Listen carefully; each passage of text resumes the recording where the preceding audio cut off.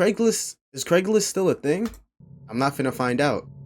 I feel like they're gonna mine Bitcoin off my shit right when I go on their website. In 2011, I'm chilling. this job posting was uploaded to Craigslist, asking for someone to watch over a patch of farmland and feed a few cows somewhere in southern Ohio in exchange for $300. Niggas do that on Craigslist? Wait, you can get like jobs on Craigslist. Is that real? Hold on. Caretaker position for farm. Craigslist has not ads. Fucking jobs? When has Craigslist had jobs like this? Farmland and feed a few cows somewhere in southern Ohio in exchange. So I can go to Craigslist right now and get like a quick job. It ended up being one of the most notorious cases of ag-related crimes of the day. I mean, shit, I'll feed a couple cows. I mean, it's a couple bucks. Caretaker position was she for paying? farm, southern Ohio. Simply watch over a 680 $300 weekly to feed some cows. You get $300 a week and a nice 2-bedroom trailer. Shit, I'll do that. Someone older and single preferred, but we'll consider all. Relocation a must. You must have a clean record and be trustworthy. This is a permanent position. The farm is used mainly as a hunting preserve, is overrun with game, has a stocked 3-acre pond, but some beef cattle will be kept. Nearest neighbor is a mile away. The place is secluded and beautiful. It will be a real getaway for the right person. Job of a lifetime. If you are ready to relocate, please contact ASAP. Position will not stay open. Include name, age, phone number, and email, please. Let me see myself. Some of the men who responded to the ad were interviewed that's good. I directly mean, by I got a man who him sticking out identified right there, himself but as I'm chilling. Jack, along with his 16-year-old accomplice, Brogan Rafferty. I'm assuming the nigga who on he left referred is to as Jack. his nephew. The candidates who made it to the interview stage said they didn't notice anything strange about Jack or his so-called nephew, and that they just looked like a couple of farmers who needed someone to look after their land. Scott Davis, a 48-year-old man who was interviewed by Jack over breakfast at a little restaurant in Marietta, Ohio, was the second to last candidate to go through the screening process for the job. After breakfast, he rode with Jack and Brogan to a remote wooded area. What are you doing here, Dylan? Immediately after getting out of the car to survey his surroundings, ain't no yo in this Davis bitch, bro. Like what are you doing to here? See Jack pointing a gun at him. It was then that he realized that the click he heard had been the gun misfiring. But before he could react, Jack shot him in the elbow. Spiky. Despite the wound, Davis managed to escape. Ew. He ran for his life for 7 hours through the woods, eventually finding a house and asking the owner for help. They called 911, and news about the incident began to spread. 5 days later, police received a call from a woman named Deborah Bruce, who claimed that her 51-year-old twin brother David Pauly had responded to the same job ad on Craigslist. Damn. According to Deborah, her brother had driven from Virginia to Ohio with all his belongings in his car, in the hopes that the new job would work out for him and help him get back on his feet. Tragically, a couple days later, police found the body of David Pauly, along with the body of another victim by the name of Ralph Geiger, buried in the woods. Ralph Geiger? Why is Davis had been shot in the elbow. At this point in the case, why is the nigga head shaped? What the fuck? Oh my god, bro! I don't think I've ever seen a nigga so. Oh my god, were able to identify he's actually hideous. I feel bad for him. No, it's not funny. Jack and Brogan targeted. Oh wait, no, it is funny. He's a fucking criminal. Or otherwise vulnerable middle-aged men with limited family ties, and lured them to an isolated location under the appearance of a life-changing job opportunity, only to later rob them of all their belongings and shoot them on the spot. Holy shit! Their hope was that because of their few family ties, their disappearance would go unnoticed, giving Jack and Brogan enough time to bury the bodies and get rid of the evidence.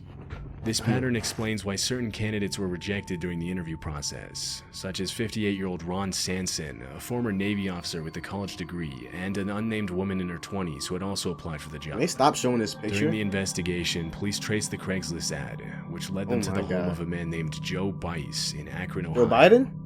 He denied posting the ad and claimed that it was probably posted by the man who rented out his basement space. When police asked Joe Bice for the name of his tenant, he responded that he only knew him as Dutch. Investigators were able to track Dutch down thanks to a phone call that he made to Joe Bice, unaware that his landlord had been in contact with the police. On November 16, 2011, police arrested Dutch and identified him as 52-year-old Richard Beasley. Scott Davis immediately confirmed that this was the same man who had interviewed him at the restaurant and shot him in the woods. Holy shit. Apparently, Richard Beasley had fled from the police and used different identities to avoid being detected, using the names of some of his victims. Oh. Around that time, police also arrested Brogan Rafferty, Richard Beasley's teenage accomplice. Holy shit. At the time, Brogan was a 16-year-old high school student from Stowe, Ohio, whom Beasley had mentored. His whole life ruined now just because of some dumb shit like that, Rafferty's bro. house and found several weapons, as well as a disturbing Several poem weapons hidden at in his 16? computer files from August Actually, no, that's 16, not crazy in 2011. America no more, bro. The chilling poem read, "We took him out to the woods on a humid summer's night. The loud crack echoed and I didn't hear the thud. Investigators later determined that the poem described the murder of Ralph Geiger, the victims police had found in the woods. Bro. A few days later, on November 25th, a fourth victim, a 47-year-old man named Timothy Kern, was found dead in the woods behind a mall in Akron. In 2013, Brogan Rafferty was sentenced to life without parole, and Richard Beasley was sentenced to execution after being found guilty of 27 total accounts of aggravated murder, aggravated robbery, kidnapping, and possession of illegal weapons. Shit. This innocent-looking job ad ended up being one of the most notorious luring posts in the site's history. Whoa. And Okay, now that I know, to the sketchy connotation. Remember when I said that I might have to hop on Craigslist and get a job? Nah, I'm cool on this, bro. I'm cool on that one. I'm chilling. I don't need Craigslist carries nowadays. For sure after that. On January 2nd, 2016, a disturbing ad was posted in the personal Women section seek of women. Craigslist. Women seeking men. The personal Men seeking section women. was a place where people could post personal ads for a variety of reasons. It was an interesting mix between an online dating platform, a space where people could rant and share their opinions on personal experiences, and a place for people to find friends with similar interests. I see that. Although most people use the personal section for legitimate reasons, it was also notorious for scams and other illegal activities, which is why Craigslist completely removed the section in 2018. What is that? Is that a cigarette? This particular ad was posted by a person Tulsa claiming to murder. I was wanting to thank Tulsa for letting me have my first kill. It all started here, so was thinking it should be also my first. I was nervous as hell, but I will get over it. It was a stranger on stranger, so the police will have a difficult time. It will not be my last, though. What the fuck? Thinking about going to OKC for the next? To the people who started all Julie... Oh my... Serial killer. Disturbingly, What the the post fuck? mentioned two public officials by name, and the person who uploaded the ad said that they would strike again. The ad read, "Tulsa murder." This nigga leaking another murder, bro. He's promoting a different murder. It all started here, so I was thinking it should How are you also be gonna my promote first. I was a nervous murder, as hell, bro? But I will get over it. It was a stranger on stranger, so the police will Just got my first kill. On to the next. See y'all there. Like, nigga, no. You can't promote killings. What the fuck? People who started it all, Julie Free, Judge Glasgow. On the day that it was posted, the ad was immediately reported to the police, and an investigation was launched by the Tulsa Police Department. Specifically, the ad thanked a woman named Julie Free, an employee of the Department of Corrections, and Judge Glasgow, who worked in the probate division of the Tulsa County District Court. The post thanked them and referred to them as the people who started it all. Because Julie Free and Judge Glasgow worked in overlapping departments and would sometimes interact with the same offenders, police believe that the ad had to have been posted by someone who had at some point been involved in the criminal justice system, and that it might have been an act of revenge to stain their image. Craigslist provided the Tulsa Police Department all the information available about the post, but it didn't really lead anywhere. According to the police, there had been no recent crimes that matched the description provided in the ad. The police department said that the ad was probably a hoax, but they never found any evidence to prove it, which means it's still possible the post could have been legit. The homicide unit claimed that they had seen a similar situation before when a 918 number texted random people disturbing questions about where to bury a body. The thing about the ad that alarmed the police was that it specifically named two public officials, but to this day it hasn't been confirmed whether this was just some sort of revenge hoax or if something much more sinister was going on. Nigga, he's a super villain. There's In definitely August something much more sinister an going on. 18-year-old girl named Haley Turner posted a Craigslist notice stating that she was, quote, looking to be abducted and taken away. What? Although the post immediately gained a lot of online attention, as far as I was able to find, images of the actual ad itself are no longer available. On August 7th, Haley left her house in Michigan and told her mother that she was going to run an errand. A few minutes later, she called a friend on the phone. During the conversation, she mentioned to her friend that she had noticed a man lying in the ditch in the middle of the road, and that she was going to get out of her car to see if he was okay. A few seconds later, Haley uttered the words, "He has a gun," and the phone was suddenly disconnected. Terrified, the friend immediately called Haley's father, who drove to the area just north of Ohio in Bedford Township and found his daughter's car running in the road, but Haley was nowhere to be found. Oh my God. Haley was immediately reported as a missing person, and an investigation was launched to find her. Strangely, police found that at 10:06 p.m. on August 7th, Haley had rented the DVDs for 2 movies from a family video store a few miles from Toledo, Ohio. What? The phone call with her friend had taken place a few minutes after that. 16 hours after her disappearance, a local resident found Haley standing at a random corner holding a puppy in Ecorse near Detroit. Although she was completely unscathed, she claimed that she had been abducted at gunpoint the night before and that she had jumped from a moving vehicle to escape her captor. The whole story didn't really seem to add up, and police had a hard time believing her. The video footage from the DVD store where she was last seen didn't show anything suspicious, and there were no signs on her body suggesting that she had been attacked. I'm so confused right now. After hours of questioning, Haley Turner eventually confessed and pleaded guilty to causing a false police report to be filed. She was sentenced to 3 years probation and 1 month of community service, and was fined $15,000 to reimburse the sheriff's office for the 16-hour search. Although her motives for faking her own abduction were never revealed, her mother mentioned that it had been an emotionally difficult year for her daughter, and that although she didn't justify her behavior, she interpreted the fake abduction as a cry for help. That just doesn't make no sense, bro. Indicated that she had a tendency to seek attention online, but these posts have since been deleted and are no longer publicly available. Disturbingly, police revealed that one man did actually respond to the ad, but Haley decided to fake her disappearance by herself instead of communicating with him. The fact that someone responded to this ad and was willing to carry out the abduction of an 18-year-old girl for money is pretty concerning. Very concerning. And what makes this even creepier is that the man who responded to Haley's ad asking to be abducted was never found by police. Shit.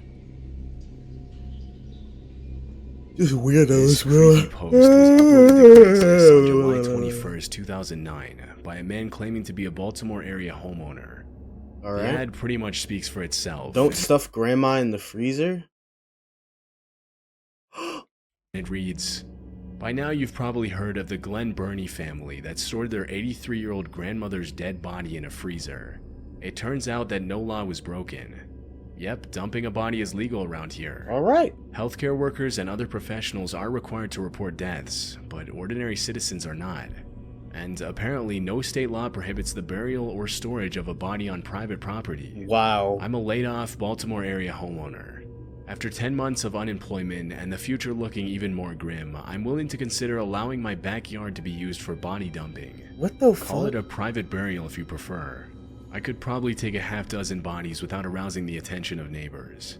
It wouldn't hurt to have one under the garden too. Me, a discreet Baltimore County homeowner with a half-acre of easily tillable property on a quiet dead-end street. Are you serious? An individual, not a healthcare worker or other professional required to report a death, with the awkward inconvenience of disposing of a deceased relative, friend, colleague, or acquaintance. It's just you must provide your own trash bags, tarp, quicklime, shovel, niggas etc. really have I might be available to hold a flashlight, how but do I I won't do say any this, heavy bro? lifting. Like something's actually genuinely wrong with them, bro. Only. What makes you I'm think one day you're just like, yeah, I want some bodies in my backyard? One under the garden would be nice. Like, nigga, what? Any sort of crime. This is a limited time offer. Act now before the state legislature changes the law. If and when the law changes, measures failed 10 years ago after the 1999 incident, you'll be grandfathered, literally and figuratively. Price is negotiable. Don't tell me niggas Serious was actually in there only. responding to him, though. The post itself is off-putting enough, yeah, but the context behind the ad is even more disturbing.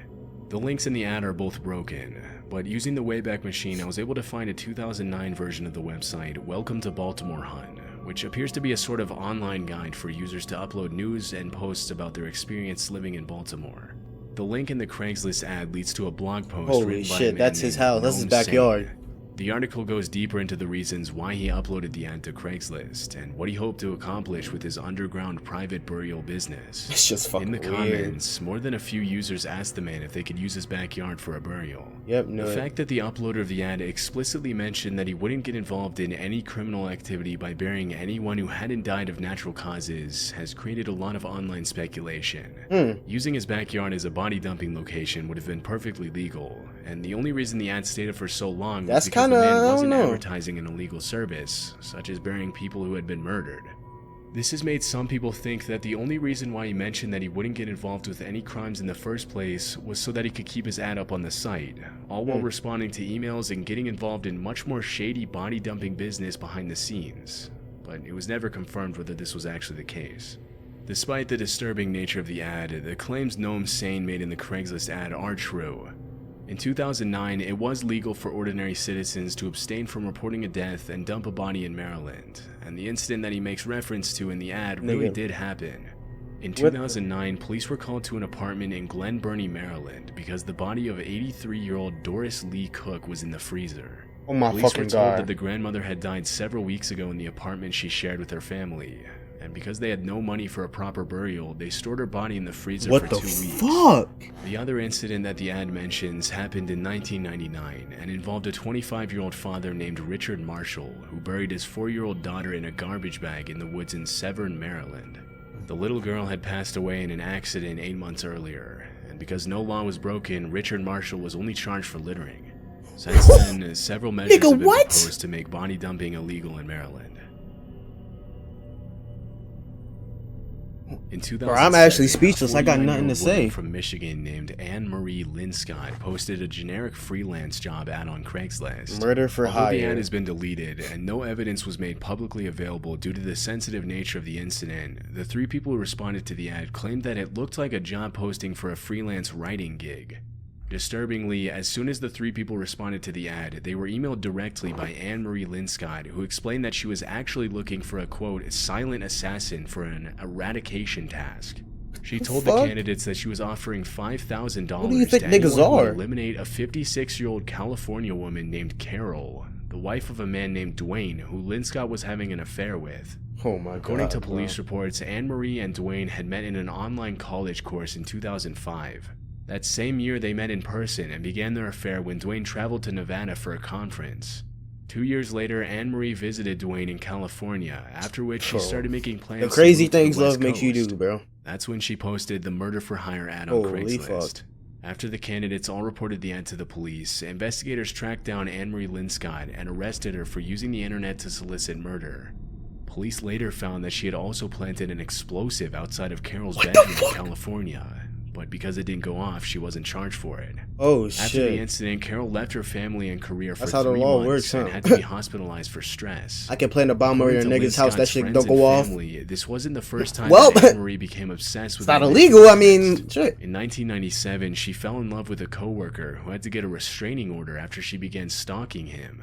Anne Marie's She's lawyer just explained that she weirdo. suffered from Like, borderline actually personality just a disorder weirdo, and bro. severe attachment issues. Holy shit. But that didn't stop the court from sentencing her to 12.5 years in prison in 2009.